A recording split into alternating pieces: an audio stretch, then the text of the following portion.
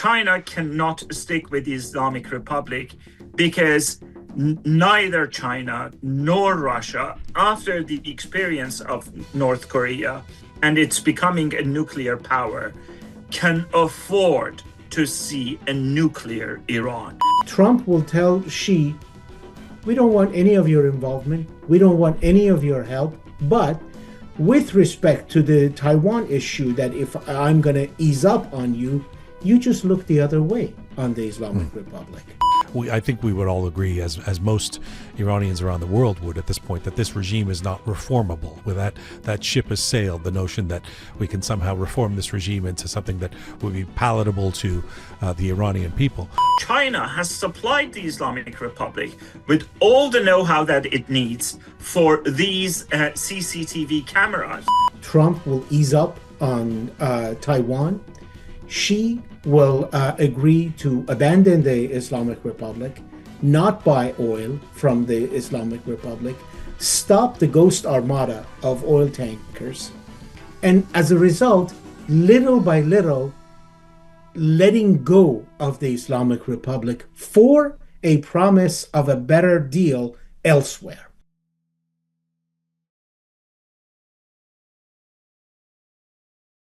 Hi there. Let's talk about China. Because for many Iranians, Trump meeting Xi this week might have seemed distant or abstract, just another summit between two superpowers discussing tariffs and trade routes and semiconductors and Taiwan. But the plight of another nation was in those meetings too, Iran. And whether people like it or not, the future of the Islamic Republic may no longer depend only on what happens in the streets of Tabriz or Shiraz or Zahedan or Tehran. Rather, it may depend on what happens in Beijing, China, the Islamic Republic's largest trading partner. Now, China currently buys nearly 90% of Iran's exported oil, a percentage that has grown, $31 billion flowing into the regime last year alone. That's almost half the regime's budget. In other words, while Iranians fight in the streets for freedom, Beijing continues to provide much of the oppressive oxygen. The regime is not surviving alone. That's the part we all need to comprehend. China is a lifeline. We often talk about the brutality of this theocracy as though it exists in isolation, as though the Islamic Republic has somehow survived for nearly half a century as an ideological nation through repression and prisons and guns. But modern dictatorships don't survive alone. They survive because someone buys the oil or bypasses the sanctions or supplies the technology or protects the economy. Someone decides that keeping the regime alive is still good for business. And for years now, that someone has largely been China. Not because Beijing necessarily loves the Islamic Republic. We can probably assume that China does not operate on romance. China operates on leverage, on stability, on energy, on strategic advantage for China. Iran is likely not merely a revolutionary state to them. It's an asset, maybe like a discounted gas station, and a geopolitical bargaining chip at best, a pressure point against the West. And meanwhile, the Iranian people continue to pay the price. The regime is not surviving alone. And this is why Trump meeting Xi has significance, because maybe somewhere behind the staged smiles and diplomatic language and handshakes, there were conversations taking place about oil flows, regional stability, and the future of the Islamic Republic itself. Oh, surely it's up to us as Iranians around the world to keep the momentum of the revolution alive at its core. But also in 2026, revolutions are not fought totally in the streets anymore. They are also fought in boardrooms and shipping routes and oil contracts and global alliances and in the quiet calculations of world powers deciding who is useful and who is expendable. And this is the inconvenient truth of the international reality today. Regardless of what we want or condone, the regime is not surviving alone. If we're going to see regime change in Iran before everything is lost, we need China to recognize this regime is no longer worth the cost.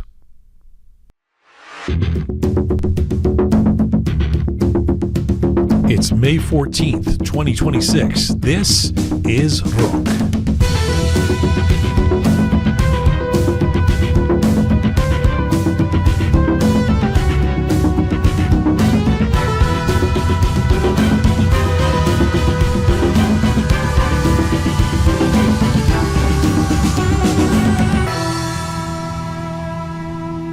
Welcome to episode 439 of Roqe, Iran rises. I'm Jian Ghomeshi. Hello to you from Toronto, Canada. Salam Dostan Aziz.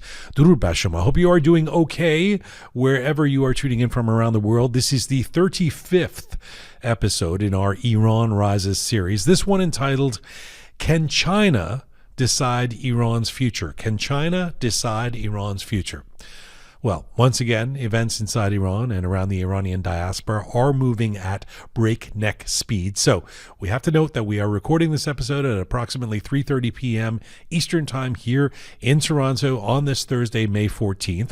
It's around midnight in Iran. And as always, we are sharing perspectives and conversations as up to date as we can, as up to date as humanly possible.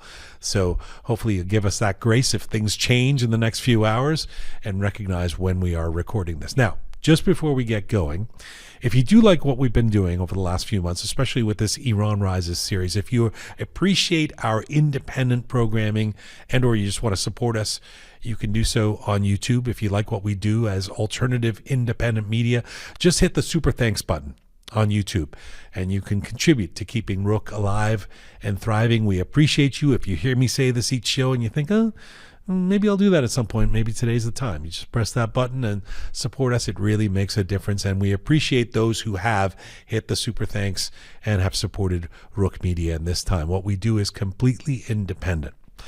Now, coming up on this 439th edition of Roqe, can China determine the future of Iran's revolution? As Donald Trump meets with Xi Jinping in Beijing, the conversation is no longer just about tariffs and Taiwan and trade or technology. Iran is on the table, as you may know. The war is on the table. The Strait of Hormuz is on the table. And so is the question of whether China, the Islamic Republic's most important economic partner, and as you also may know, the biggest buyer of Iranian oil, will continue to keep this regime alive or quietly decide that Tehran has become more liability than asset. So today we want to ask, what has China really done for the Islamic Republic up until now as this partner?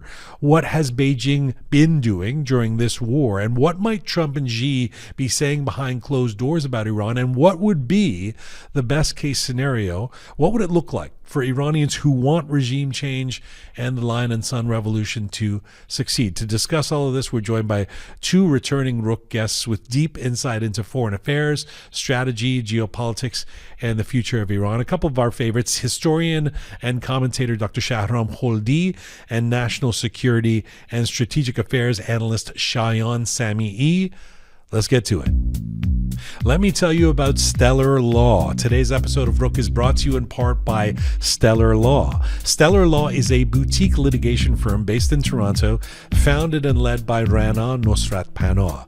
This firm represents businesses and professionals in commercial and contractual disputes, particularly where relationships have broken down and the consequences are significant. Stellar Law's practice is grounded in careful analysis and strategic decision-making. Much of the work involves contract disputes, shareholder conflicts, complex business disagreements that require both legal precision and practical judgment. Rana and her team are known for approaching these matters with clarity, with focus, and a deep understanding of what is at stake for their clients.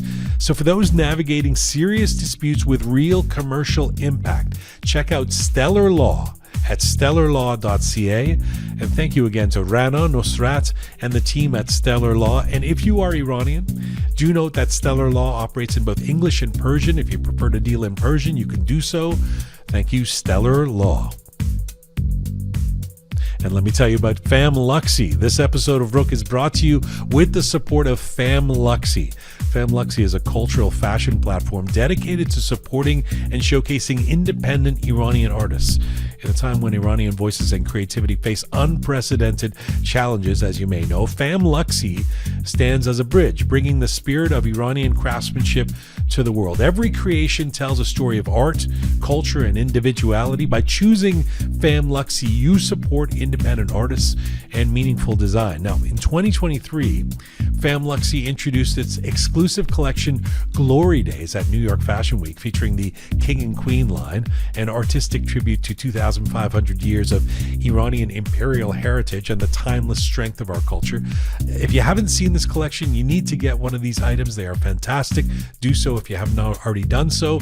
You can discover them and more and order your own Famluxy wear at famluxy.com. Be unique by Famluxy. Go to famluxy.com. And thank you to Famluxy for honoring heritage, amplifying art, and for standing with Iranians. All right, let's get to our panel. Two of our regulars and our favorites today. In the Washington, D.C. area, he is a U.S. national security analyst and Near East Africa and South Asia expert specializing in strategic communications. You may have seen him on Persian news outlets such as Iran International regularly here. Shayan Sami'i joins us from Vienna, Virginia. And Dr. Shahram Kholdi has been a Middle East historian and political analyst who has taught international relations, the history of oil, and modern Middle Eastern politics at several universities across Ontario, Canada, including the University of Waterloo.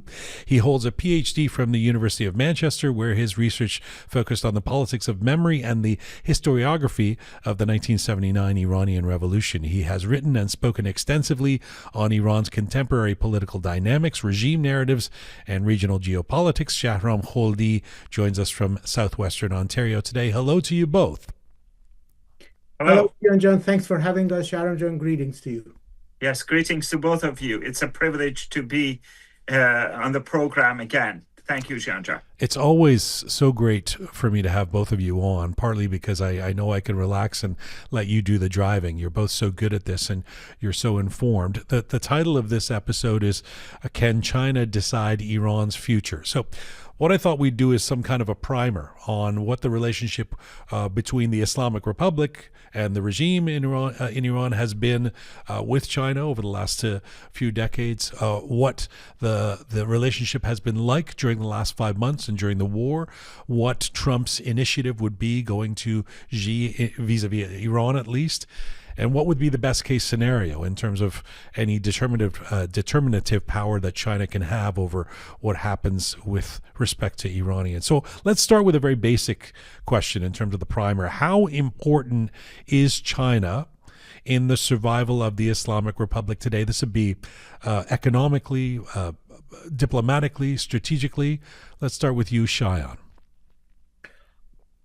The Chinese influence over the Islamic Republic is bar none.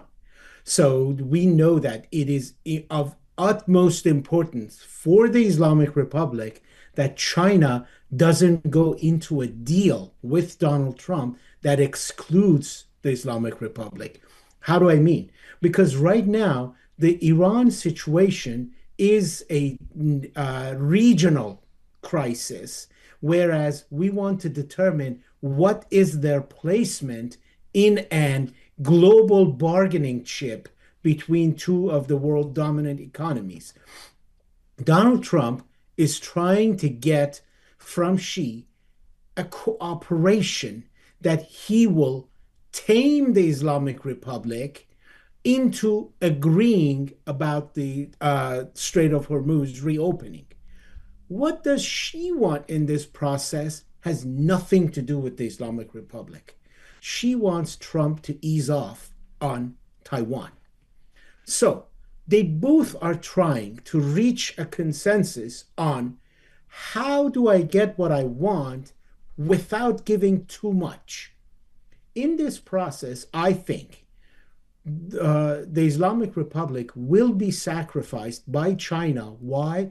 Because to China, having a dominance over the Taiwan issue and the United States taking a back seat on that issue is 1,000 times more important than what happens to the Islamic Republic, whether it survives or not. Okay. That was very informative. You didn't entirely answer my question, but it sounds like how important is China to the survival of the Islamic Republic? Very important is the short answer from you. Yes? Oh, indeed. Indeed, yes. Because for the Islamic Republic, they do not have that many number of friends because they have antagonized the entirety of the Persian Gulf region Arab states. They have pissed off all of their other friends. So the only remaining options for the Islamic Republic are Russia and China.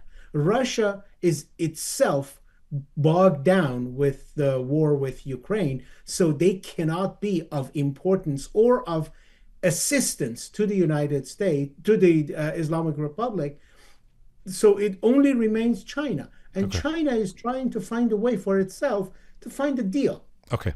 Dr. Kholdi, on this opening salvo, the opening general question, how important is China to the survival of the Islamic Republic? You say what?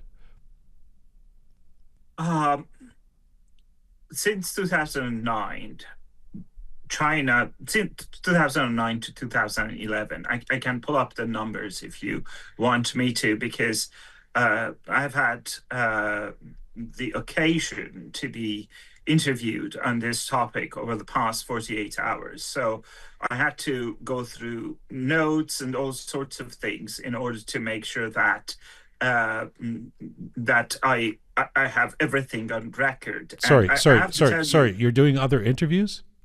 I've been doing other interviews about this question of China and Trump. I was just being, I was being cheeky. Joke, man. I was being cheeky because we like to keep you to ourselves, but I guess Yes, others sure. have discovered your genius. Yeah. Sorry, I didn't realize that. Stand corrected. Well, that's very good. And so has Shayan been interviewed about these.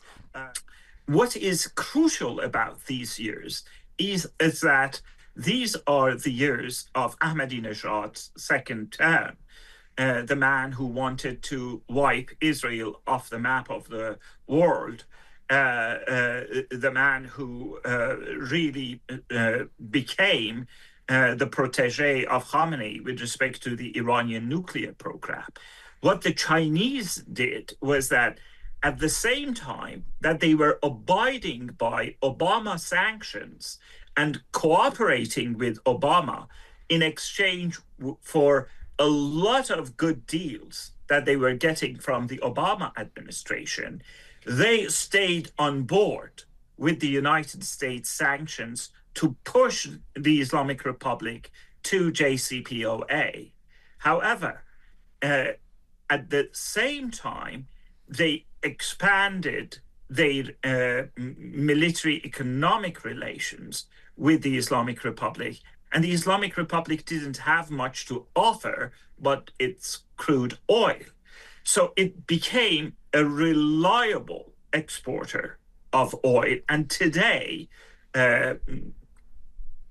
after 15 years, the Islamic Republic has China as its exclusive oil importer. So not even Russia, not even the rest of the Persian Gulf hold such an important place for China. So, and then since 2015 that JCPOA was signed, this oil exporting increased. The Islamic Republic has maintained between 11% to 15% of the oil that gets exported out of the Persian Gulf. Of the whole oil that China imports, and about 22% of all the oil that gets exported out of the Persian Gulf region to China. But how, just on that point, and then I'll come to Shayan to buffet what you've been saying about what the nature of the support has been from China for the Islamic Republic. But just on that point, how important for the Islamic Republic is that exporting of oil? I mean, I know it's an obvious question, very important, but how important to its survival is the exporting of oil to China? Massive. It is getting all the know-how for its missile programs. It is getting all the dual usage material that it can build, guidance systems for these missiles and for its drones. It got know-how from the Chinese to build all these underground missile cities deep inside the mountains that the Americans and the Israelis have had a hard time destroying them, and fuel, the solid fuel and the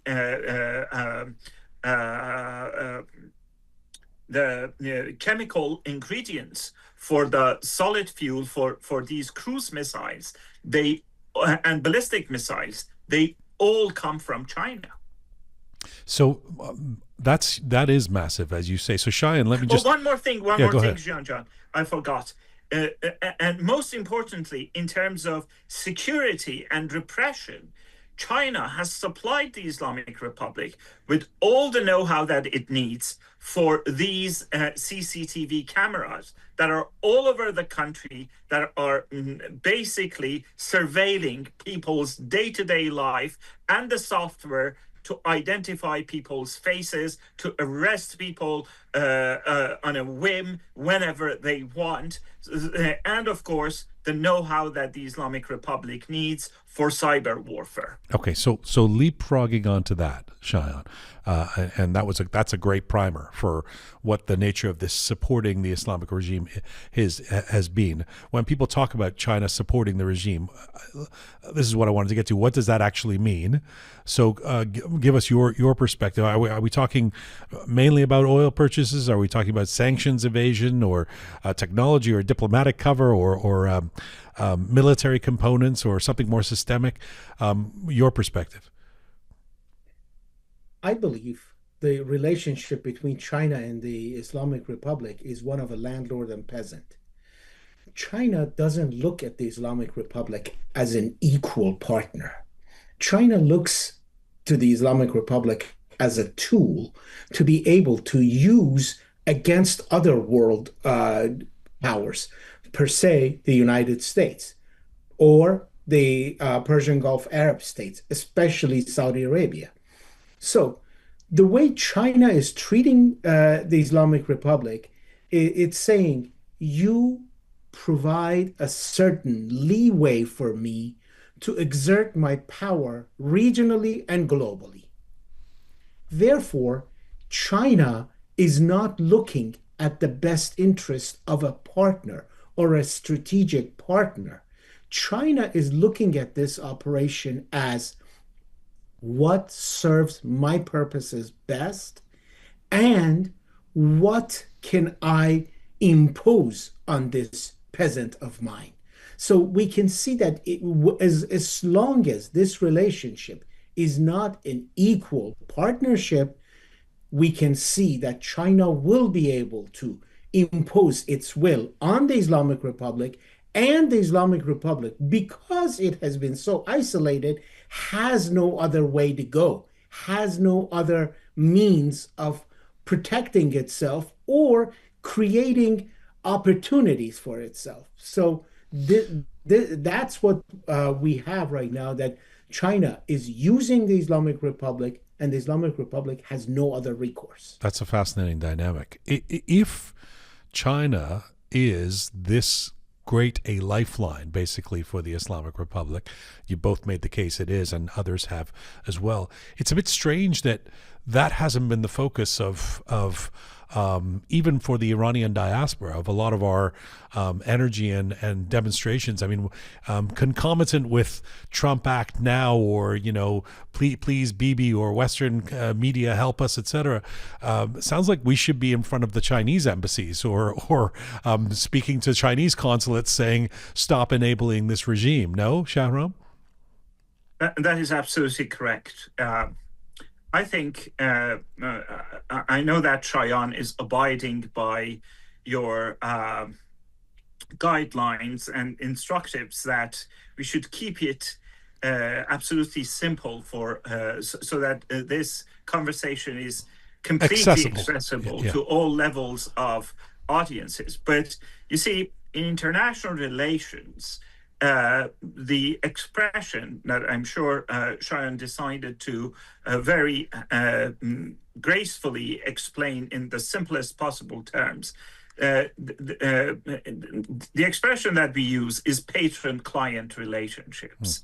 China treats the Islamic Republic as a client, but the Islamic Republic, especially since the 12-day war, is becoming more like some sort of uh, a willing dominion for China rather than just a client, because in many client patron client relationships, and this is what's this is a I would say misperception or misconception or misunderstanding that most people have. A client is not a puppet.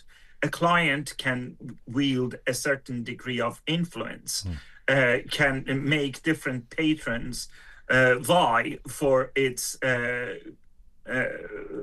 services, or to use it for different geopolitical purposes. The Islamic Republic, since the 12-day war with Israel, has become, and I would say IRGC, the Islamic Revolutionary Guard Corps, who are basically the real rulers of Iran, are pushing China to give more and more with respect to the so-called comprehensive geopolitical and economic agreement that they, or pact, I would say, that they signed with China in 2018. And this has been a multi-phased way. By 2020, it became complete in many areas. It was supposed to bring about $600 billion of Chinese investment to Iran. It never happened. But my study of certain strategy professors' articles who teach for the Revolutionary Guards University, military college, basically, in Iran, just after the October 7th attack of Hamas on Israel, shows that they've been thinking how more useful they can make Iran to China and Russia. But they pivoted more and more towards China, that China can give us more. China can give us technology that we can use for military hardware. China can help us help our proxies and provide them with this kind of knowledge.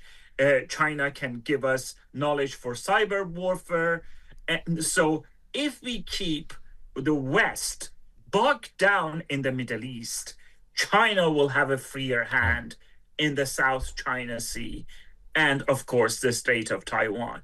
So they have been trying to become more of a willing dominion for China. But the fact is that China does not see the Islamic Republic as much of that kind of a partner, as Shayan mentioned, but it sees it as a pawn in a greater game that it is playing against Europe and the United States. And of course, one should not forget, China competes with Russia in many areas. It competes with Russia in Central Asia.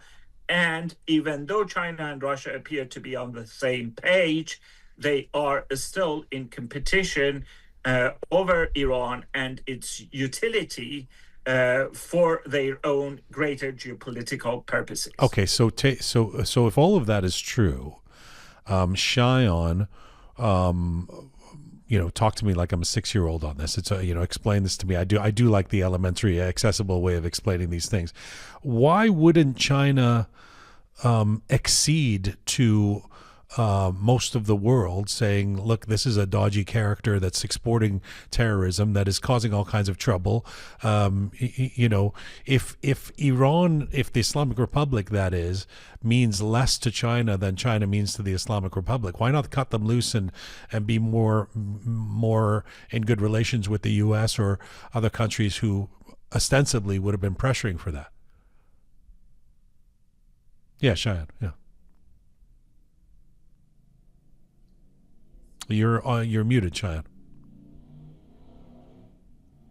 Sorry. So long as the Islamic Republic is there, China can put all the focus on the Islamic Republic's malfeasance and therefore its own shortcomings, be it on the human rights segment, be it on piracy against the United States, be it against economic matters, be it against global financial dominance, they can get away with murder, There basically. aren't enough bad actors in the world. They need another example in Iran. I mean, the worst example, They admittedly. need one. They need one in the Middle East that will create enough of a chaos that will antagonize not just its own neighbors, but the United States' biggest partner in the region, Israel.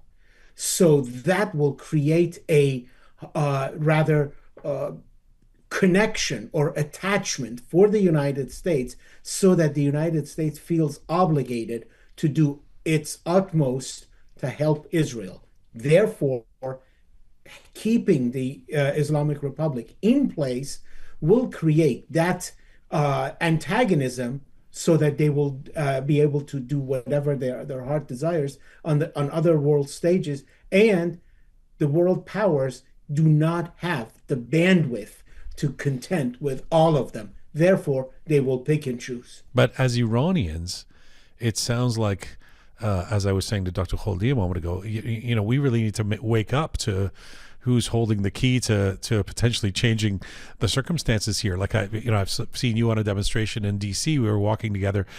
We really should be chanting about China to a certain extent, should we not?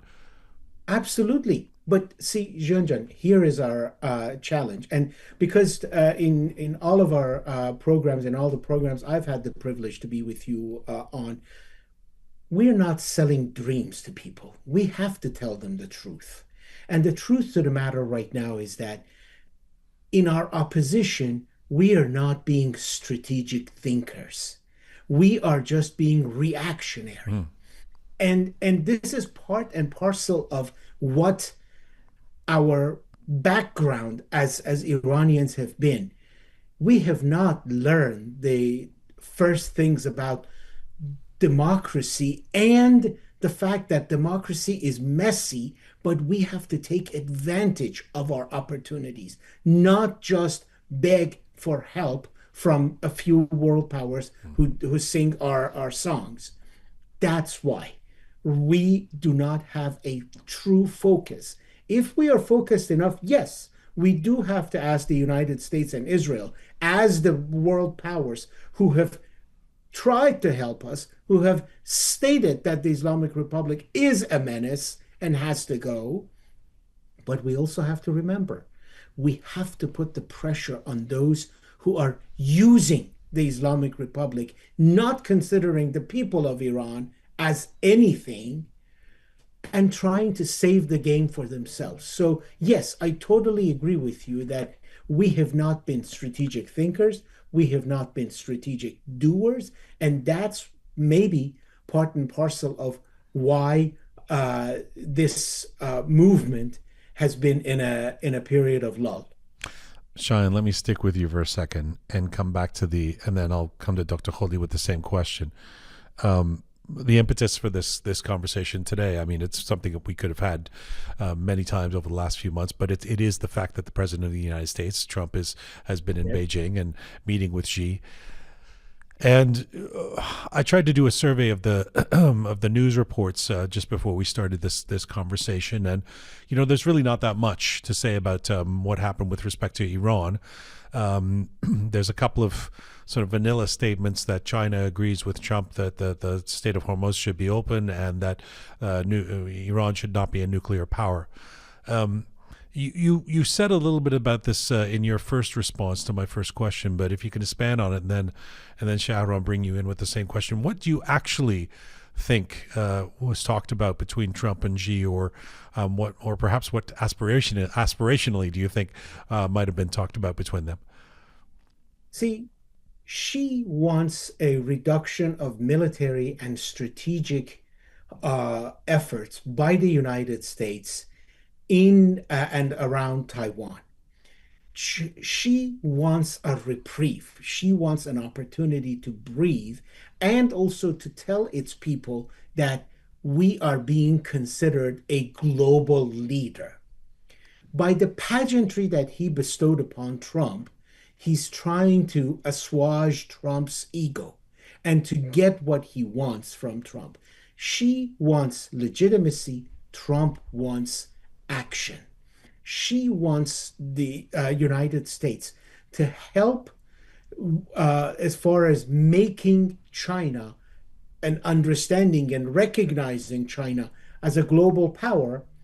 And at the same time, Trump wants Xi to stop one of the menaces that is trying to bring Trump's efforts down.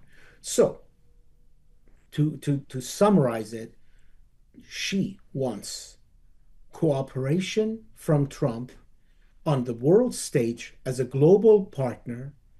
Trump wants Xi to help on a regional conflict that its economic power will be able to deliver the results. Now, that economic power will also have consequences for Trump because Xi also wants the opportunity to be able to invest in the United States, something Trump loves, but at the same time, with investment comes power. Trump doesn't want to bestow that power. Dr. Kholdi, what do you think is actually happening between the U.S. and China with Trump and Xi right now, with respect to Iran at least? Well, I think we have to bear in mind that Xi Jinping did come during the past 2 days to all of his behind the closed door conversations with President Trump by preparing himself massively. He is both a Mandarin in every sense of the term and a technocrat that spent time in the United States in the 1980s during the great revolution of Deng Xiaoping to open China to the outside world.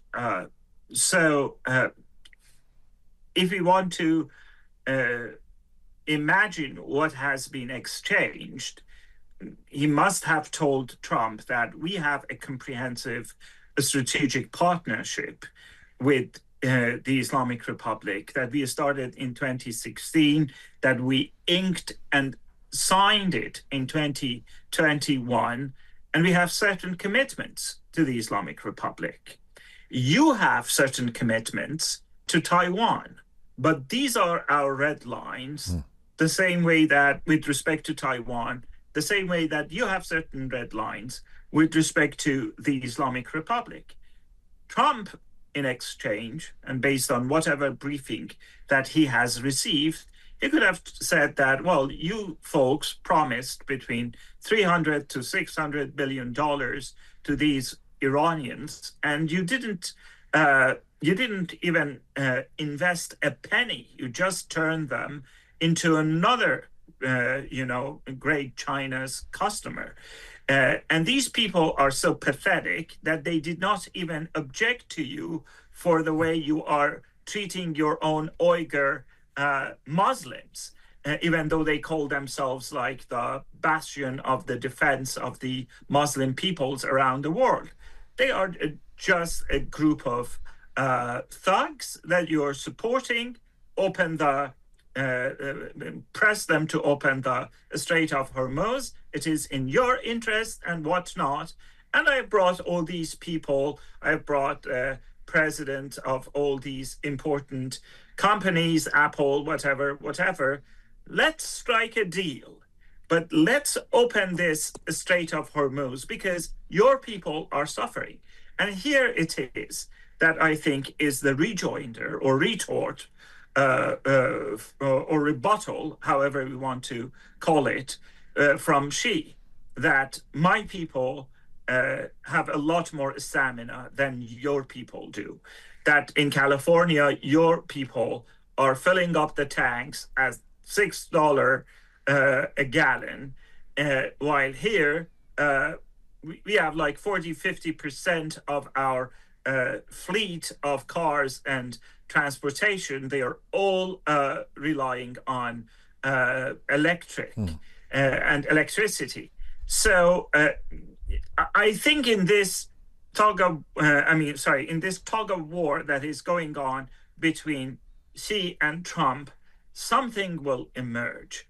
And China cannot stick with the Islamic Republic because neither China nor Russia, after the experience of North Korea and it's becoming a nuclear power, can afford to see a nuclear Iran.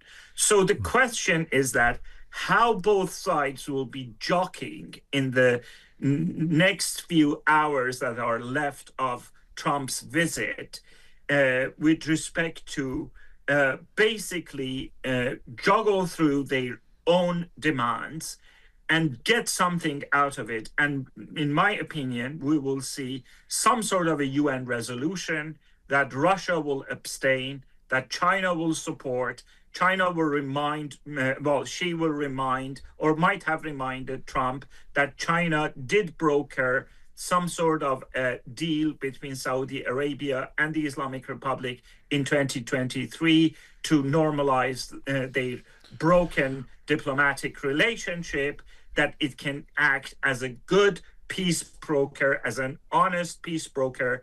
And it has been using Pakistan so far. And we should not forget, Pakistan is effectively a client of China right now. China has a big naval and air base in Karachi, in Pakistan. And Pakistan depends on China for its own defense.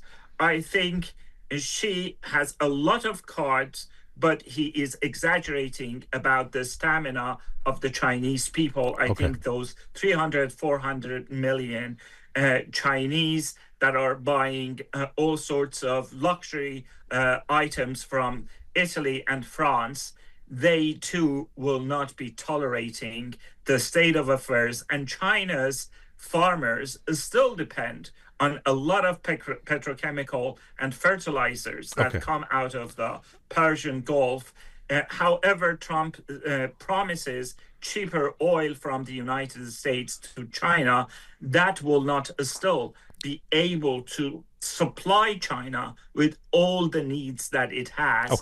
Someone has to give up something in this big, great game between China and the United States. Okay. So in terms of Xi holding those cards that you just talked about, and this is somewhat of a sidebar, but I want to turn it around and ask you this. I think we would all agree, as most Iranians around the world would at this point, that this regime is not reformable. With that ship has sailed, the notion that we can somehow reform this regime into something that would be palatable to the Iranian people, that it continues to kill and oppress. But with that said, does China have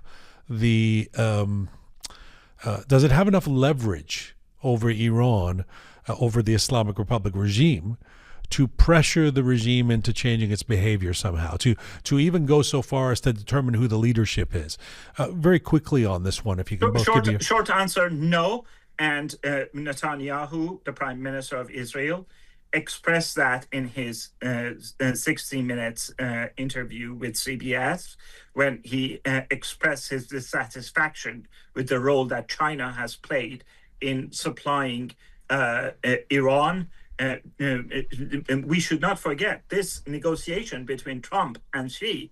There is a blind spot here, Israel and its close relations with Taiwan. Israel can provide all manner of high-tech defense technology to Taiwan, and Taiwan has all the hardware to manufacture them and use them, even if the United States decides to withhold certain security guarantees. China has made a mistake with respect to Israel, the same way that Russia made that mistake in supporting. But I don't understand. I don't understand if it's in China's interest to keep the regime in power, that it exploits or uses as a client or however to get its oil, etc. Why doesn't China, with all the leverage that it has over the Islamic Republic regime, turn around and say, hey, tone it down, guys, stop killing people, put Pezeshkian in charge and make it seem like you're moderate? I mean, why aren't they using that kind of leverage? It has been trying to do so, but the Islamic Republic hasn't been. Several times over the past 2 years, China expressly condemned the Islamic Republic for its very aggressive and I would say explosive language and behavior. In the end of the day, China can treat the Islamic Republic as a client up to a certain degree.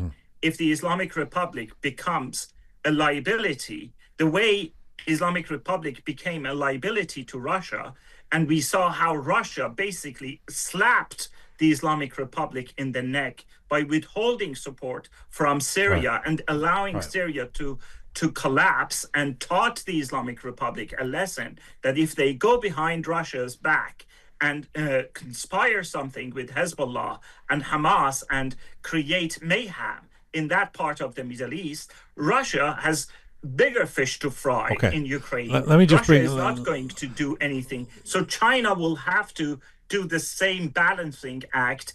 And there is a certain, if you have a regime like the Islamic Republic that is literally suicidal in its foreign policy, in its geopolitical behavior, even China would not be able to support it or even press it up beyond a certain point. So let me bring Shayan, who's been patiently listening to us talk for a while. Shayan, on this question of leverage over the Islamic Republic regime, and what Dr. Kholdi has just been saying, you say what? Two things. Number one, China does have leverage over the Islamic Republic, but it does not hold a true partnership. Why? Because the Islamic Republic on purpose has kept its upper management or leadership in flux. Nobody knows who's in charge. I'll give you an example.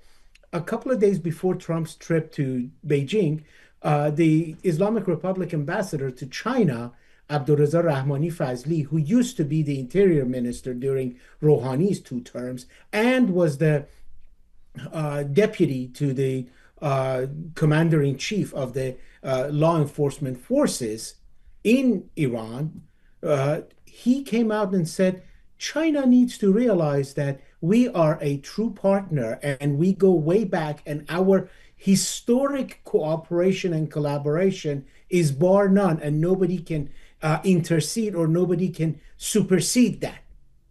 What was he trying to say? He was trying to say, you may think us as clients and peasants, but we don't consider it that way. Why? Because we have a whole host of people who think they are in charge. Therefore, the Islamic Republic is hearing what China is saying, but they are not adhering to it. Now, one other point that I wanted to make is that what I think will happen between Trump and Xi is either they will come up with a grand bargain, which means Trump will ease up on Taiwan. Xi will agree to abandon the Islamic Republic, not buy oil from the Islamic Republic, stop the ghost armada of oil tankers, and as a result, little by little, letting go of the Islamic Republic for a promise of a better deal elsewhere. That's number one. Number two could be a war restart framework. That's what I call it, which means Trump will tell Xi, we don't want any of your involvement. We don't want any of your help. But with respect to the Taiwan issue, that if I'm going to ease up on you, you just look the other way on the Islamic Republic. Don't give them assistance. Don't give them intelligence. And don't give them advice. Just look the other way. And Xi might pick one of the two. Why? Because he has the upper hand in this discussion. Okay. One final note. Let's not forget that Trump has invited Xi to come to the United States on September 24th. Why?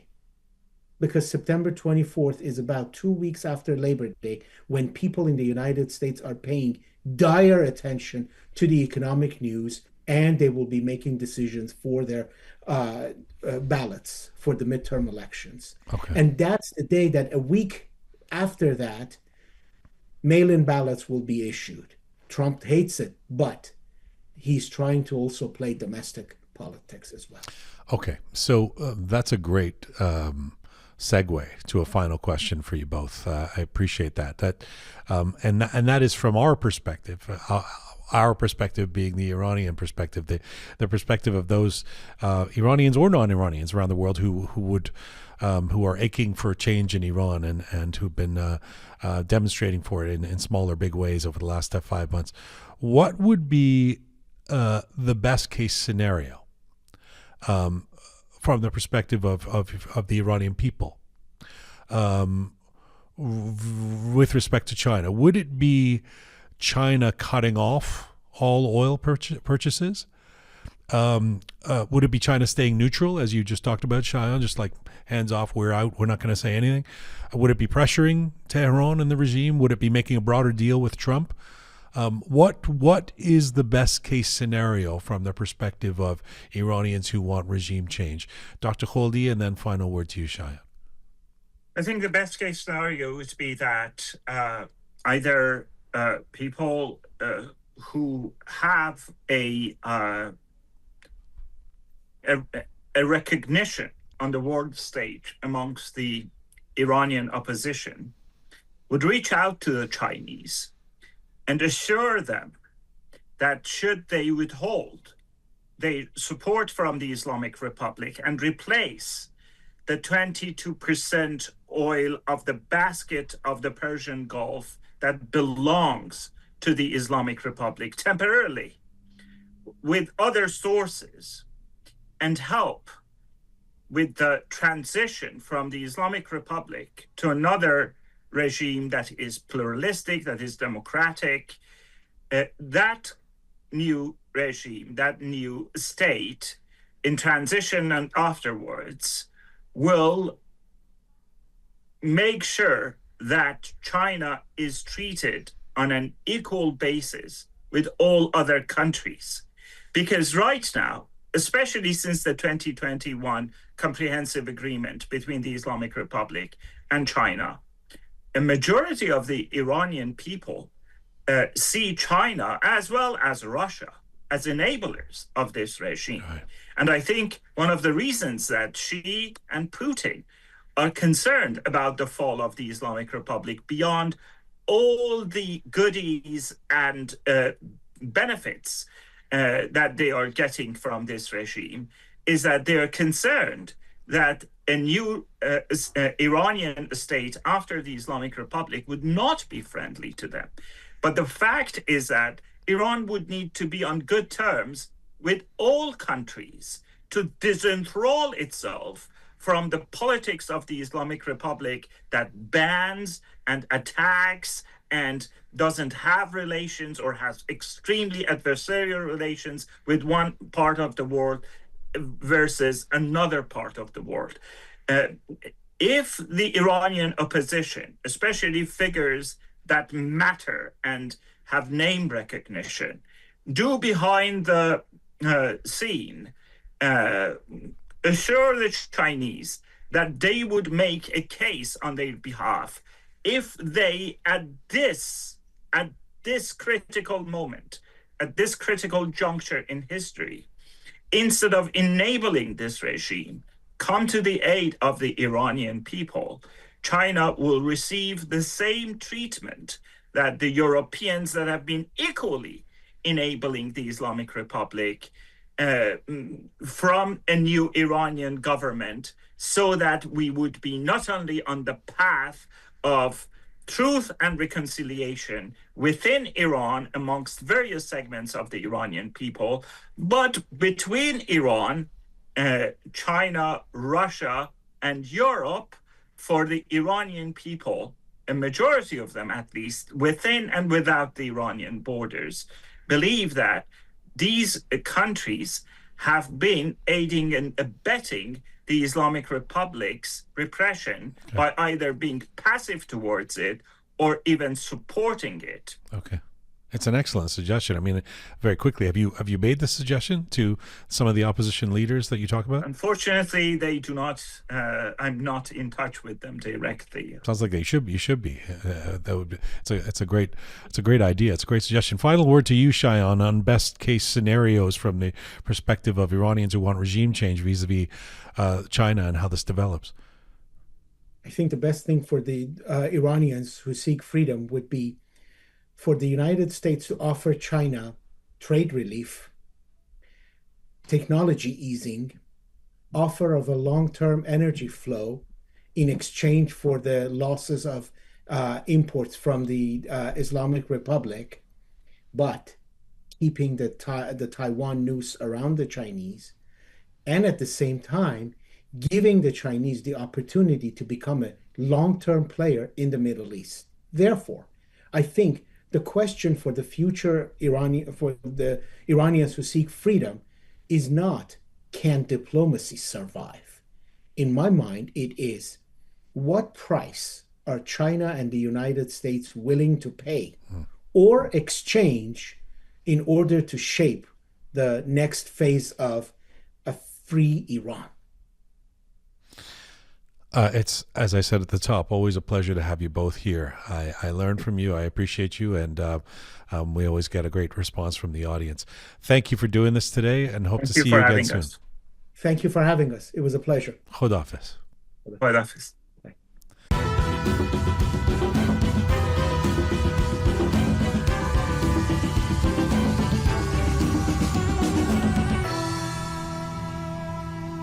It's a very invigorating conversation. I always appreciate having those guys on, the two Sheens, the Shahram and Shayan. This is huge. That relationship with China, that position that China has in enabling the Islamic Republic and its regime, is fundamental to everything. It's a very inspired conversation. I hope it will inspire comment from you if you wish. You can email us at info@roqemedia.com, info@roqemedia.com, or post your comments on any of our platforms. You may know that we are on podcast platforms on Spotify and Apple and CastBox and SoundCloud and Telegram as well, or you can post on YouTube or, of course, on our Instagram account. This is full time for this edition of Roqe Today. Thank you. Thank you to the amazing core team who put this show together twice a week. Super Parisa Sanjirani, Sabi Roham Meher, and the photo and video queen Tina Fatahi. Special thanks as well to our extended Roqe family, Smart Pega, Charming Kimia, Talented Anahisa, Methodical Kabe, and the Rising Keon. Thank you to all of you out there for supporting us and sharing our content. If you're not already a subscriber, it's very simple. Please subscribe on any of our platforms. It's free. Just hit the subscribe button and you will be notified when we have new Roqe content. If you don't already follow us on Instagram, you can find us at Roqe Media on Instagram. If you don't already follow me on Instagram, you can find me at Jian Ghomeshi. And if you don't already follow the words of my late uncle Behrang, make sure you do, because he would say, Mizun Bashi.